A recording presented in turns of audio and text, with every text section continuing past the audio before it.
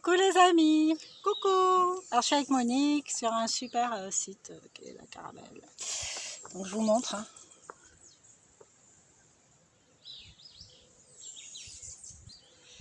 Voilà. Donc je suis obligée de tenir la caméra, sinon on voit rien du tout.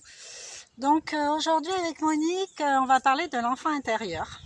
Parce que moi j'en parle beaucoup dans mes vidéos. Mais je conçois que ça puisse paraître un peu abstrait, l'enfant intérieur.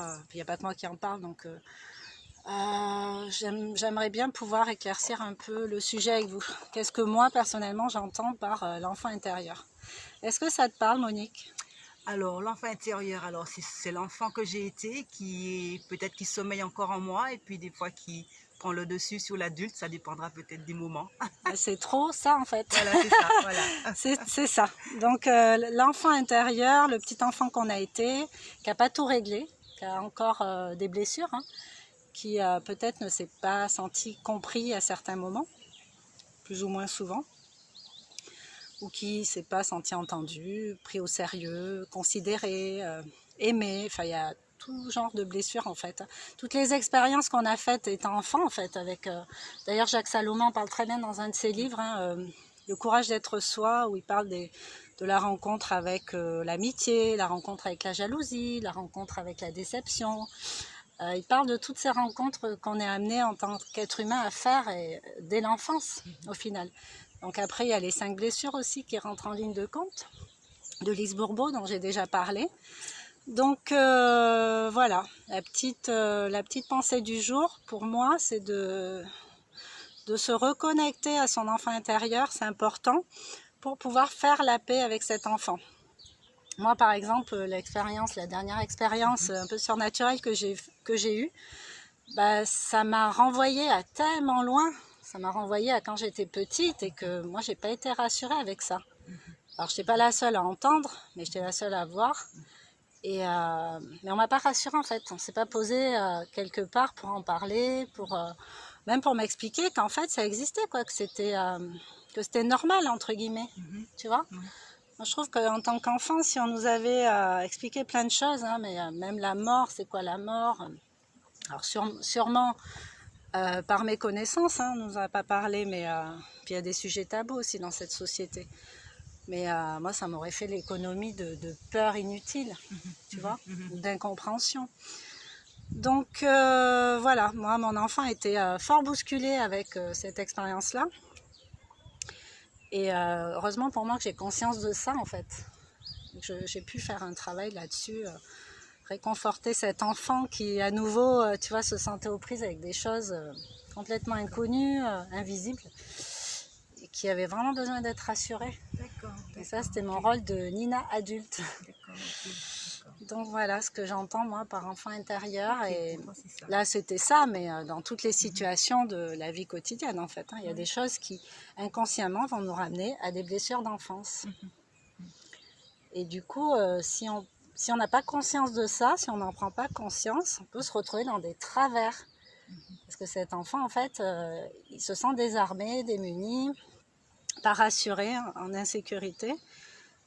Et du coup, ses réactions vont pas être les plus justes face à la situation, en fait. Vrai, effectivement. Moi, peut-être le matérialiserais plus à des moments où je suis dans un inconfort de stress, où je me revois effectivement gamine, où j'étais une gamine très timide, très sauvage, très peureuse. Et avec l'âge, j'ai pris un peu en assurance, mais il y a des moments où je me dis, mais arrête de faire ton enfant. Je me dis ça comme ça, arrête de faire ton enfant, et puis ressaisis-toi, parce que je peux perdre un petit peu cette espèce de contrôle que j'ai gagné en devenant adulte, Ouais. du fait que tu travailles, tu as des relations sociales qui se sont créées, donc tu as développé j'ai développé plus d'assurance, plus de confiance. Mais il y a des moments où je suis complètement en perte de contrôle, et puis je suis en mode panique, je commence à manger mes ongles parce que c'est vraiment matérialisé comme ça. Et moi, c'était vraiment ça quand j'étais gamine. Alors, je me dis, allez, hop, oh là, stop là, arrête de faire ton enfant. Voilà, c'est bien ça, arrête de faire ton enfant, et puis ressaisis-toi, comme disaient les parents. Et Et je me revois là, je me revois, et je dis, ah oui, effectivement, c'était ma nature. Moi, j'étais comme ça, hein. J'ai Ouais. ce côté nature Je vais timide, essayer de le mettre là. peureuse, mais j'ai appris à contrôler, à maîtriser cette timidité, à paraître moins dans la peur, le stress et tout. Mais parce que je vais réussir à contrôler, mais des fois, je me dis, effectivement, ça fait partie de moi. C'est mon côté enfant où j'étais comme ça, timide, boudeuse des fois, et je me revois comme ça. Mais ça ressurgit des fois en moi. Ça ressurgit en moi. Ouais, Ouais, c'est ça. et ça te met mal à l'aise.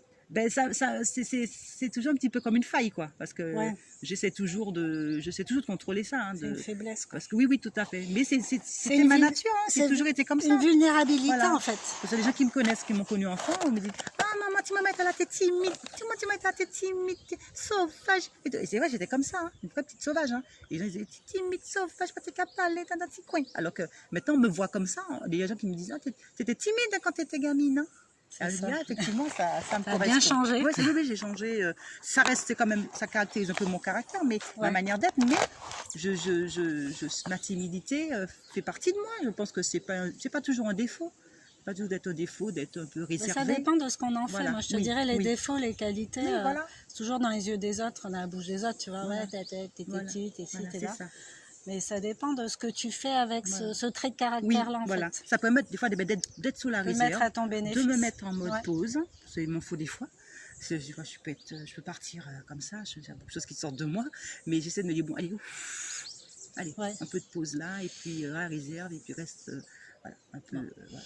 Donc pour moi, c'est important de se réconcilier avec son enfant intérieur. Ouais. Tu vois, de le Mm. retrouver, de le rassurer, mais de faire avec. Oui, Tu oui, vois, de oui. ne pas exiger d'être adulte à 100% tout Ouais, le temps. ouais, c'est vrai. Parce que c'est vrai. cet enfant, en fait, il a la joie en lui, à Ouais. la base. C'est ça. Il a l'envie, la découverte, comment dire. Oui, c'est ça. C'est le côté spontané. Oui, il est spontané, Ce côté et puis il spontané. s'émerveille, Voilà, tu vois, devant voilà. des choses. Alors que Tout nous, en à tant fait. qu'adulte, ouais, bon. Oui, ouais. Donc, je trouve que c'est important d'avoir cette vibration à l'intérieur de cet enfant, mais Ouais. il faut qu'il soit rassuré pour éviter de partir Mhm. dans des choses où on se sent trop vulnérable, Oui. on n'arrive pas à contrôler ou Oui. même à comprendre, en fait. Oui. Donc, comment se reconnecter à son enfant intérieur? Ah, voilà, c'est ça qui est bien, ça, c'est ça qui est bien, c'est ce qui est important. Là. Alors, J'attends la clé. ah bon, t'as volé? Je suis devant la porte, j'attends la clé. Alors, la clé, bah, moi, c'est ma clé à moi, hein, mais ça ne veut pas dire que ça a marché pour tout le monde, mais je pense qu'il y a plusieurs façons. Mhm. Moi, ma clé, bah, c'est ouvrir les yeux et puis regarder ce qui m'entoure, tu vois. Retrouver cette capacité à m'émerveiller devant un Mhm, cactus, devant un lever de soleil, Mhm. devant des nuages. Enfin, je parle de nature, mais pas que, en fait. Naturel, quand le côté naturel, le côté... Dans des rencontres aussi Mhm. un peu inopinées, tu vois, où tu Mhm. vas rencontrer des gens super fun ou au contraire super doux qui vont t'apaiser quand toi, t'es moins dans cette énergie-là. Mhm. Enfin, savoir apprécier tout ce qui m'entoure, en fait, Mhm. tu Mhm. vois.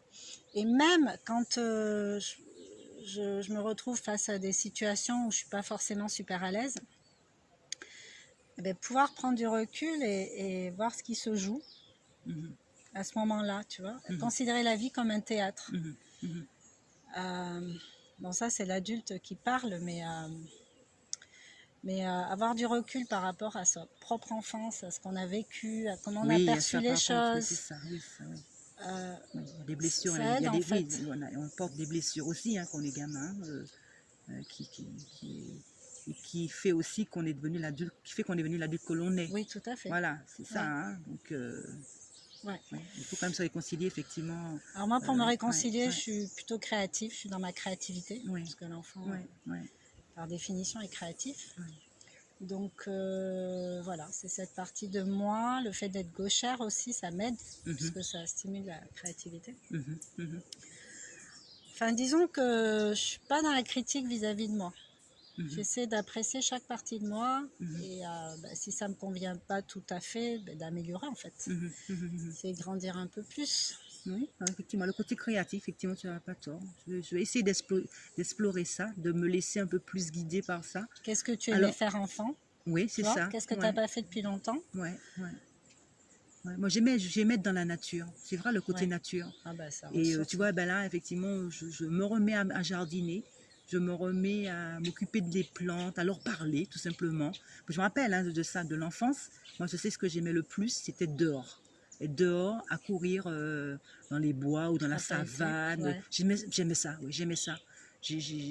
L'intérieur, ça n'a jamais été trop bon. J'aime bien me sentir chez moi, dans mon cocooning, mais j'aime bien être à l'extérieur, être avec la terre, écouter les oiseaux, me connecter avec, voilà, avec ce côté très, comme tu dis, nature. Ouais. Nature, le sens nature, mais nature, naturel, nature.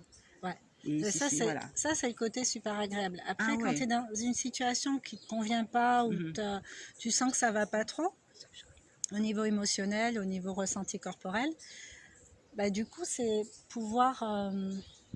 il y a de très beaux oiseaux. Ah, il est beau. Ouais, jaunes et rouges.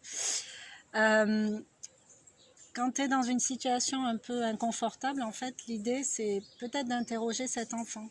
Ça te rappelle quoi? Ça te ramène à quoi? Est-ce que tu as déjà ressenti cette blessure plus jeune?